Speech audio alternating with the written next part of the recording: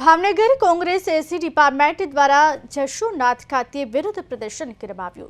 તાજેતરમાં ભારતના મુખ્ય ન્યાયાધીશ બી.આર. ગવાઈ અને બુધ મુખ્ય ન્યાયાધીશ તરીકે કાર્યરત સીજેઆઈ પર સુપ્રીમ કોર્ટ પરિસરમાં એક વકીલ દ્વારા જૂતો ફેંકવાનું કૃત્ય કરવામાં આવ્યું। આ શરમજનક અને જાતિ આધારિત દ્વેષપૂર્ણ ઘટનાને લઈ દલિત સમાજને બંધારણમાં વિશ્વાસ ધરાવતા લોકોમાં ભારે રોષ ફેલાયો છે।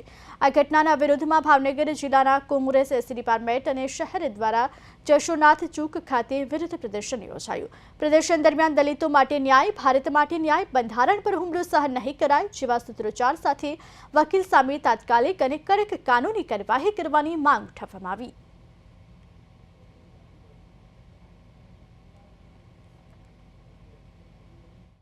વર્તમાન સરકારની તાનાશાહી નીતિઓની સામે રાષ્ટ્રીય કોંગ્રેસ એસી ડિપાર્ટમેન્ટના રાજેન્દ્ર પાલ સાહેબ અને गुजरात एसी डिपार्टमेंट चेरमेन हितेन्द्रभाई पीठड़ियानी सूचना अनुसार भावनगर शहर कांग्रेस प्रमुख श्री लालबा तथा जिल्लाना एसी चेरमेन दीपेशभाई परमार, सामाजिक कार्यकर्ताओं, शहर कांग्रेसना आगेवानो, विविध सेलना आगेवानो साथे मळी जे सुप्रीम कोर्टना जस्टिस सामे जे जूता फेंकीने जे अन्याय कर्यो ए बाबतने लईने अमे न्याय मांगवानो कार्यक्रम राख्यो। साथोसाथ आज वर्तमान समयमां सरकारनी नीतिओना कारणे एक पण समाज सुरक्षित नहीं। भावनगरना जज थी मांडीने सुप्रीम कोर्टना जज असलामत छे त्यारे अमे कही रह्या छीए के उत्तर प्रदेश में हरिओम वाल्मीकि होय के हरियाणाना आईपीएस अधिकारी होय के पछी क्यांक ने क्यांक प्रतिमा मेकवानी वात होय पण एक पण जग्याए वर्तमान सरकार सफल रही नहीं।